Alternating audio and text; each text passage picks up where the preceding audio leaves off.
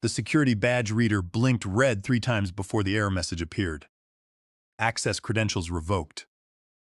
Standing there in the executive corridor of Apex Cloud Network's headquarters, laptop bag still slung over my shoulder, the reality of what just happened started to sink in.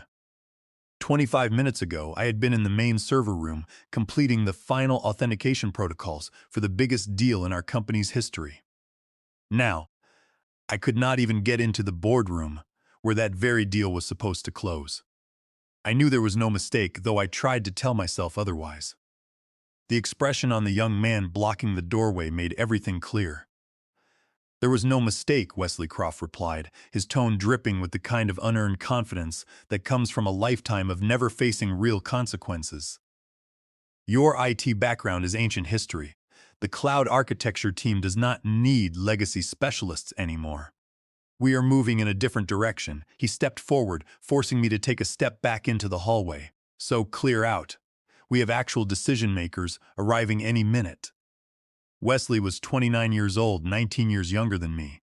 He had joined Apex Cloud Network 6 months ago, immediately after his father, Donald Croft, acquired a controlling interest in the company. Wesley's title was Chief Innovation Officer, though everyone in the building knew what that really meant. He was being groomed to take over, learning the business from the top down, which would have been fine, except he had no intention of actually learning anything. Behind him, through the clean glass walls of the boardroom, I could see the presentation I had spent 8 weeks preparing. My slides, my infrastructure diagrams, my security protocols, and the entire cloud migration strategy that would move Horizon Data Consortium's operations onto our platform. It was a $5,800,000,000 contract that would quadruple Apex's valuation overnight. I looked at the presentation screen, then back at Wesley. "Wesley, I am the lead architect on this project," I said, keeping my voice level and controlled. "Julian Mercer from Horizon is expecting me to walk him through the technical specifications, the authentication frameworks, and the redundancy protocols." "Were you not listening, Owen?" Wesley cut me off, crossing his arms. I said, "We are going in a different direction. My team has updated everything. Your approach was too conservative, too focused on old-school security models. Mercer wants innovation, not paranoia." The elevator chimed behind me. Wesley's eyes flicked past my shoulder, and his whole demeanor shifted instantly. Shoulders back, chin up, salesmanship smile activated. "Mr. Mercer," Wesley's voice boomed with artificial warmth, "welcome to Apex Cloud Networks. I am Wesley Croft, Chief Innovation Officer. We are absolutely thrilled to finalize this partnership today." I turned around. Julian Mercer stepped off the elevator, flanked by 2 executives I recognized from our weekly video calls. His Chief Technology Officer, Nora Sheffield, and Chief Security Officer, Devin Thorne. Mercer was in his late 50s, silver-haired, with the kind of quiet presence that came from building a multi-billion-dollar enterprise from scratch. His eyes swept the corridor, landing on me with recognition. "Mr. Sinclair," he nodded, then looked at Wesley with confusion. "Is there a problem?" "We are ready to begin the technical review." Wesley did not miss a beat. "Actually, Mr. Mercer, we have made some exciting improvements to the proposal. I will be personally walking you through our enhanced infrastructure design." Owen was just leaving. He is transitioning to other projects. That was my name, Owen Sinclair, Senior Cloud Architect at Apex Cloud Networks. Or at least, I had been 1 hour ago. What happened in that corridor became the most expensive 15-minute conversation in Apex's history. Before that moment, I had spent 12 years building this company from a scrappy team of 60 employees. I was employee number 24. I had built our cloud infrastructure from the ground up, designed our security architecture, and mentored a dozen engineers who had gone on to leadership roles. When Donald Croft bought the company 6 months ago, I had been cautiously optimistic. Capital infusion meant growth, better resources, and bigger opportunities. Then Wesley arrived, and within weeks, the culture started to rot. But this moment in the corridor was different. This was Wesley actively sabotaging the most critical deal in our history. Because he could not tolerate someone else being the smartest person in the room. Mercer's expression shifted into something harder to read. "I appreciate innovation, Mr. Croft, but we have spent 8 weeks reviewing Mr. Sinclair's architecture. Our security team has vetted every protocol. Our compliance officers have signed off on his framework, unless there has been a fundamental change of which I am unaware. Improvements, not changes, Wesley said smoothly, waving his hand. Owen did solid foundational work, but we have optimized the approach. It is more efficient, more scalable, and more aligned with cutting-edge cloud paradigms. I caught Nora Sheffield's eye. The Horizon CTO looked deeply concerned. During our technical deep joys over the past month and a half, we had developed a working rapport. She knew the architecture inside and out. She also knew that last-minute changes to enterprise cloud infrastructure were red flags, not selling points. What kind of optimizations? Sheffield asked. Wesley gestured toward the boardroom. Why don't we sit down? I will walk everyone through the enhanced design. Owen, you are dismissed. That was when I made a decision. I could have walked away. I should have probably gone to human resources, called my attorney, or filed complaints through the proper corporate channels. But something in Julian Mercer's expression told me he needed to understand exactly what was happening. And more importantly, I needed to know if Wesley had actually touched my infrastructure. I stood my ground, refusing to take a single step toward the elevators. The hallway felt suddenly small, the air thick with tension as the client team watched us. Mr. Mercer, I spoke directly to the Horizon CEO, ignoring Wesley entirely. Before we begin, I need to ask, do you have the Master Cloud Clearance credentials with you? Mercer's eyebrows raised slightly. He glanced at Nora Sheffield, who was already holding her tablet, then back at me. The access codes you sent over yesterday? Yes. My team has them. Why? I smiled, though there was no warmth in it. My eyes moved to Wesley, who was glaring at me with a mixture of fury and sudden panic. Because he just expelled me from this meeting, which means per our security protocols, I have initiated an infrastructure lockdown. The entire cloud network is now in secured status. No access, no migration, and no deal closure can occur until I manually restore clearance. The silence in that corridor could have suffocated someone. Wesley's face went through several color changes in a matter of seconds, moving from a triumphant pink to a sickly, pale white. What are you talking about, Owen? You cannot just do that. You do not have the authority to freeze company property. Section 7, Paragraph 4 of the Security Framework, I said calmly. I had written that clause myself during our initial technical integration meetings. Any lead architect removed from a project without a designated transition period must immediately secure their infrastructure to prevent unauthorized access or modification. It is an automatic system trigger. The moment you revoked my credentials and dismissed me from the team, the lockdown triggered. API keys were instantly deactivated, and administrative tokens were frozen. Devin Thorne, Horizon's chief security officer, actually laughed. He is right, Thorne said, adjusting his glasses. I remember that clause. We specifically approved it because it prevents exactly this scenario, unauthorized personnel making changes to critical infrastructure.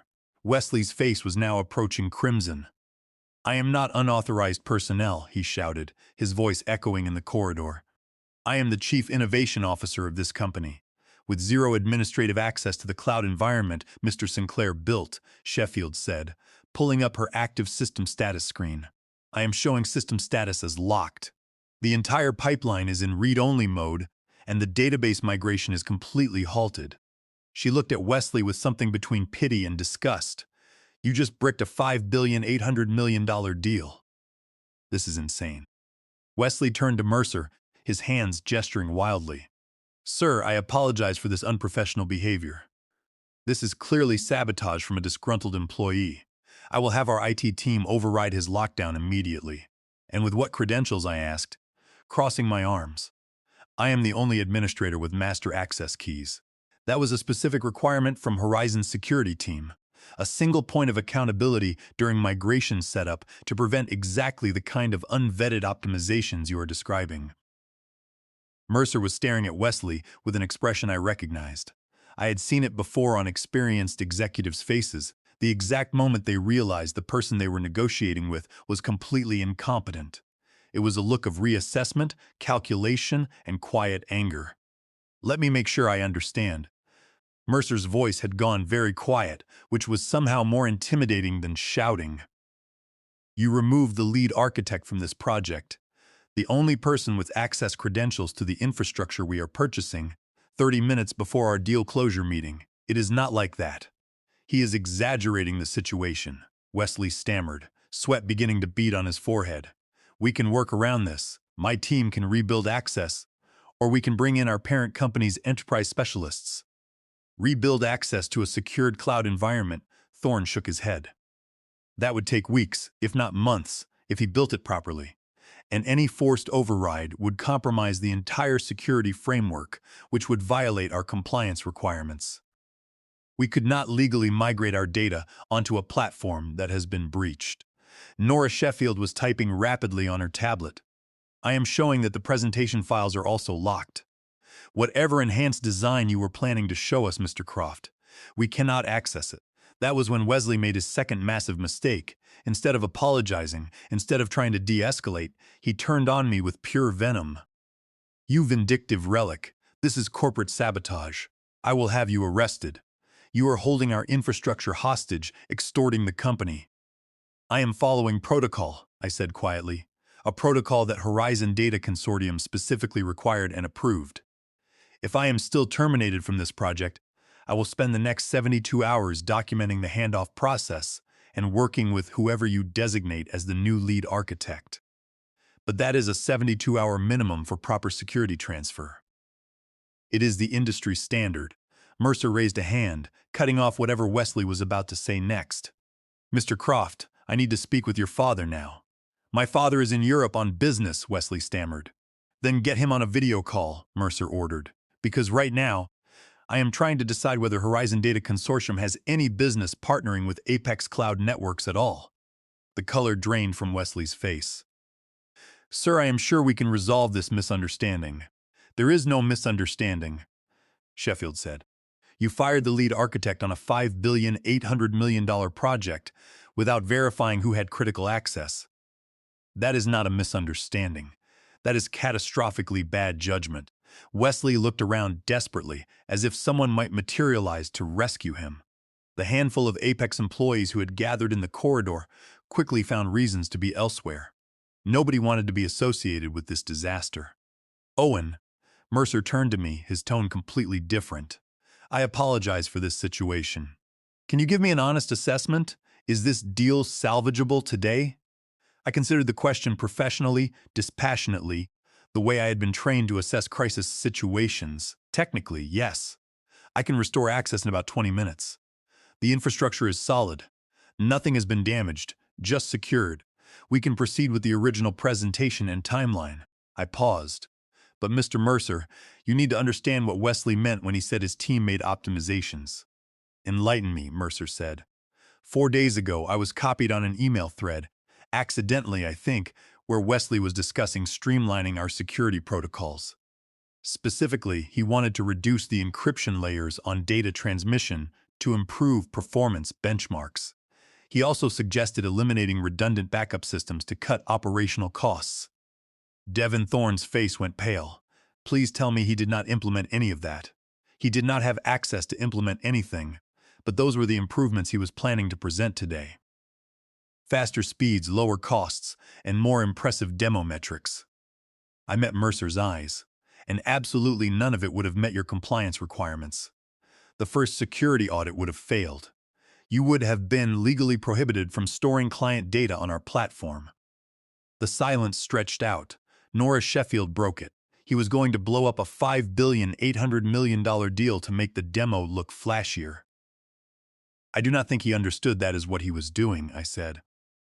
I think he genuinely believed security protocols were just red tape, unnecessary complexity that people like me add to justify our jobs.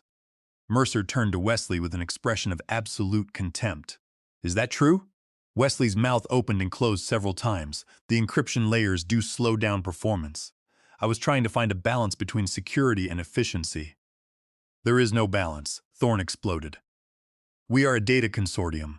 We manage healthcare records, financial transactions, and personal information for 200 million users. Security is not negotiable. I understand that, I just thought. Wesley began. You did not think. Mercer cut him off. That is the problem. Owen, if you are willing, I would like to proceed with the original presentation. Your design, your protocols, and your team. Of course, I said. And Mr. Croft, Mercer's voice could have cut glass. You are going to sit in that boardroom silently and observe what professional competence looks like. Then, you are going to call your father and explain why Horizon's partnership with Apex now includes a contractual requirement that you have zero involvement in any technical decisions. Wesley's face was ashen. You cannot do that. I can and I will, Mercer said. Those are the terms. Take them, or we walk. Mercer checked his watch. You have 30 seconds to decide. Wesley looked at me with pure hatred, but he nodded slowly. Good, Mercer said. Owen, whenever you are ready. I pulled out my phone and opened the secure admin app. My fingers moved through the authentication sequence I had performed hundreds of times. Biometric scan, rotating passcode, secondary verification. The system status changed from red to amber to green. Access restored, I said. Welcome to Apex Cloud Networks, Mr. Mercer. I apologize for the delay. The boardroom meeting lasted 4 hours. I walked Julian Mercer, Nora Sheffield, and Devin Thorne through every aspect of the cloud infrastructure. The redundant security layers that Wesley had wanted to eliminate, the encryption protocols that met healthcare and financial industry standards, the backup systems that guaranteed 99.99% uptime, and the scalability frameworks that would let Horizon grow without rebuilding architecture. Wesley sat in the corner, silent, watching his authority evaporate with each slide. Sheffield asked detailed technical questions. Thorne stress-tested the security scenarios. Mercer listened, occasionally interjecting with business considerations. It was the meeting for which I had prepared so thoroughly. At the end, Mercer stood and extended his hand. Owen, this is exceptional work. Nora, Devin, any concerns? Both executives shook their heads. Sheffield actually smiled. This is the most robust enterprise cloud architecture I have reviewed in 5 years. I feel completely confident migrating our operations.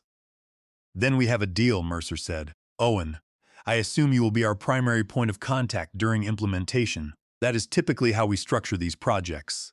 Yes, I replied. Good.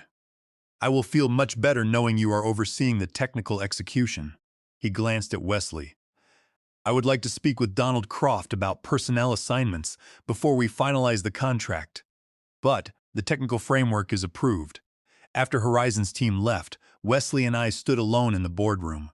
The late afternoon sun slanted through the windows, illuminating the presentation screen, still showing my final slide. Wesley's voice was low and venomous. You think you have won something here? My father owns this company. One call from me, and you are finished. Maybe, I acknowledged. But that call is going to be really interesting. You will have to explain how you nearly destroyed a $5,800,000,000 deal because you could not tolerate someone else being more competent than you. You will have to explain why Horizon now requires contractual language, keeping you away from technical decisions. You will have to explain why the client trusts me more than they trust the owner's son. You sabotaged me, Wesley hissed. I did my job, I said quietly. I built infrastructure that works. I established security protocols that protect client data. I created safeguards to prevent unauthorized changes. That is not sabotage, Wesley. That is competence. Something you might consider developing instead of coasting on your father's money. His hand actually twitched toward me, and for a second, I thought he might do something catastrophically stupid, but he caught himself. Get out, he hissed. Gladly. I have implementation timeline documents to prepare. I gathered my materials and headed toward my office on the 3rd floor. My phone buzzed halfway down the corridor. A security alert from the infrastructure monitoring system. I pulled it out and my stomach dropped. Unauthorized access attempt. Server room 2. Multiple failed authentication attempts. Physical breach detected. I broke into a run, taking the stairs 2 at a time down to the server floor. The secure door to server room 2 was propped open with a doorstop, and I could hear voices inside. Wesley's voice, and another I recognized as Oliver Vance, head of IT operations for Croft Holdings, Donald's parent company. I yanked the door open. Wesley and Oliver were standing in front of the main server rack. Oliver's laptop was connected directly to the infrastructure backbone via an emergency maintenance port. What the hell are you doing? I demanded. Wesley spun around, his face flushed with anger and desperation. Getting back what is mine. Oliver is overriding your lockdown protocols. In about 2 minutes, I will have full administrative access, and you will be the one locked out. Oliver looked extremely uncomfortable. Wesley, this really is not right. Keep working, Wesley snapped.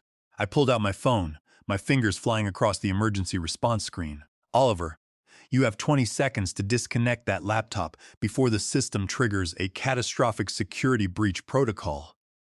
Connecting a non-vetted external device to a maintenance port after credentials have been officially revoked is a direct violation of the Computer Fraud and Abuse Act under Title 18, Section 1030 of the United States Code. More than that, this rack hosts protected health information for Horizon's clients. A physical breach of this nature violates the HIPAA security rule under Title 45, Part 164 of the Code of Federal Regulations. If I do not report this security incident within 24 hours, I will be personally liable, and Apex Cloud Networks will face civil penalties of up to $1,800,000. He is bluffing, Wesley said, but his voice wavered. Am I asked, holding up my phone so they could see the countdown timer, 16 seconds. This is a federal compliance requirement, Wesley.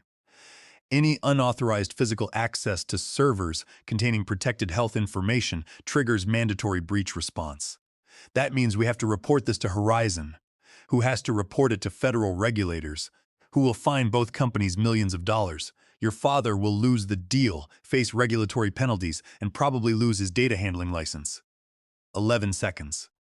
Oliver's hands froze over his keyboard. Wesley, he is right. If this registers as a breach, we are done. He is trying to scare you, Wesley yelled. He will not actually trigger it. 6 seconds. I tapped the screen. The countdown stopped at 5 seconds. Then, I pressed the manual escalation button. Alarms erupted throughout the building. Red emergency lighting flooded the server room. Oliver yanked his laptop cable out so fast he knocked over a tool bag. Wesley's face went from red to pale in an instant.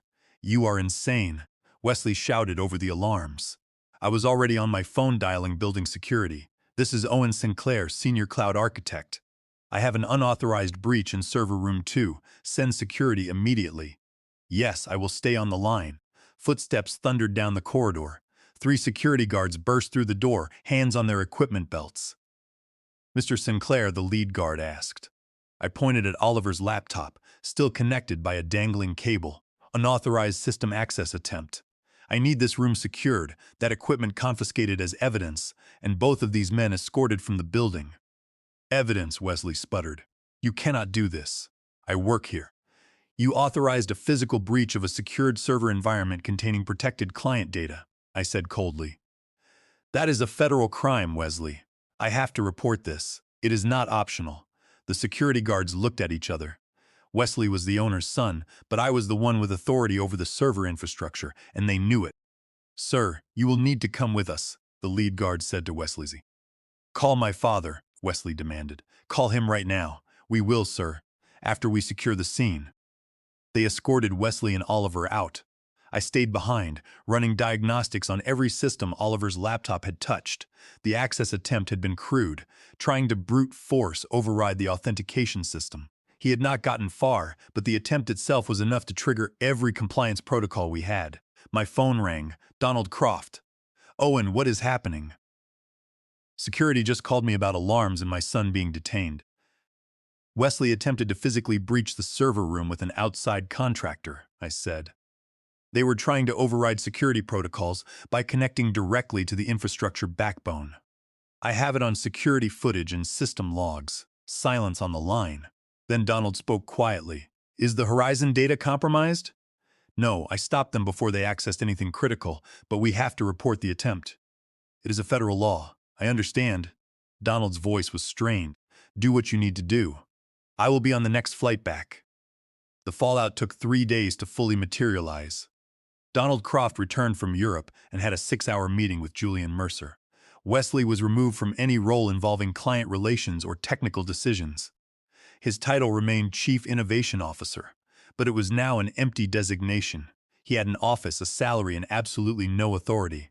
Meanwhile, Mercer insisted on a contract amendment that gave me direct oversight of the Horizon implementation. with a provision that I could not be removed from the project without Horizon's written approval.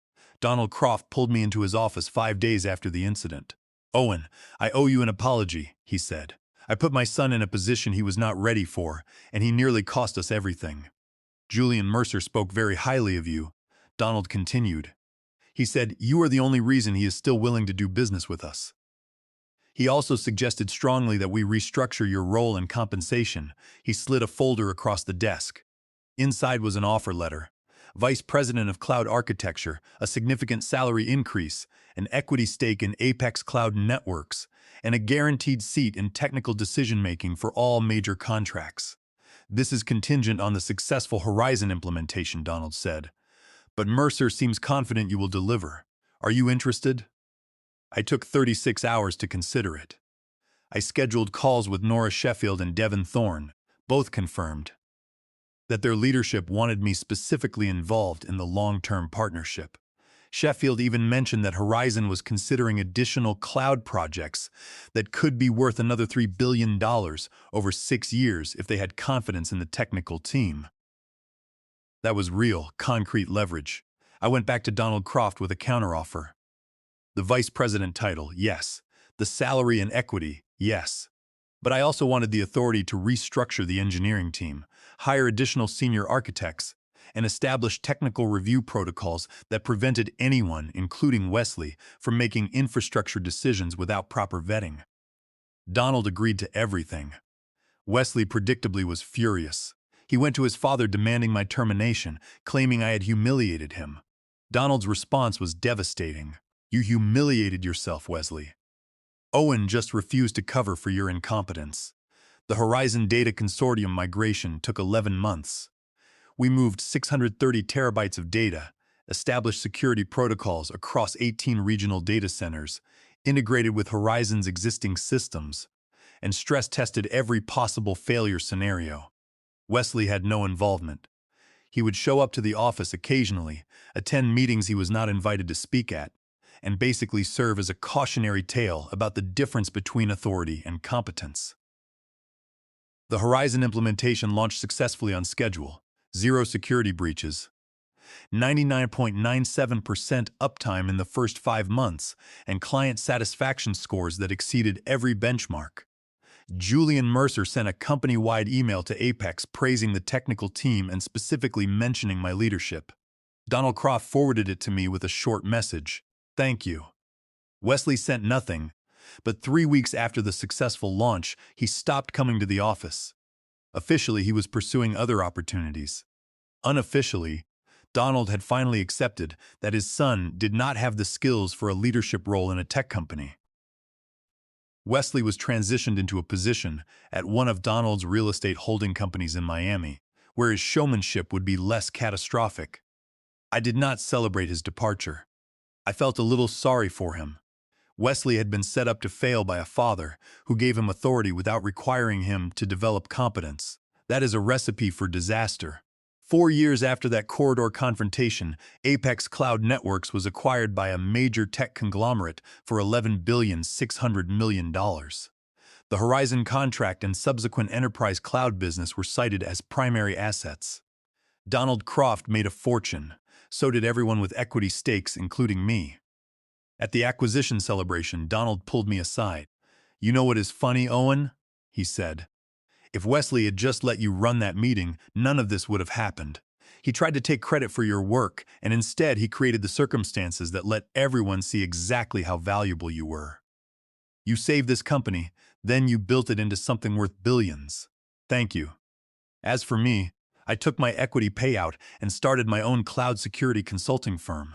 Small, specialized, focused on helping companies build infrastructure that prioritizes security and reliability. Several of the engineers I mentored at Apex joined me. We work with clients who understand that the cheapest solution is rarely the best, who value expertise over credentials, and who recognize that the person doing the actual work knows more than the executive with the impressive title. And nobody on my team will ever be excluded from a boardroom because someone's insecure son decided they were a threat.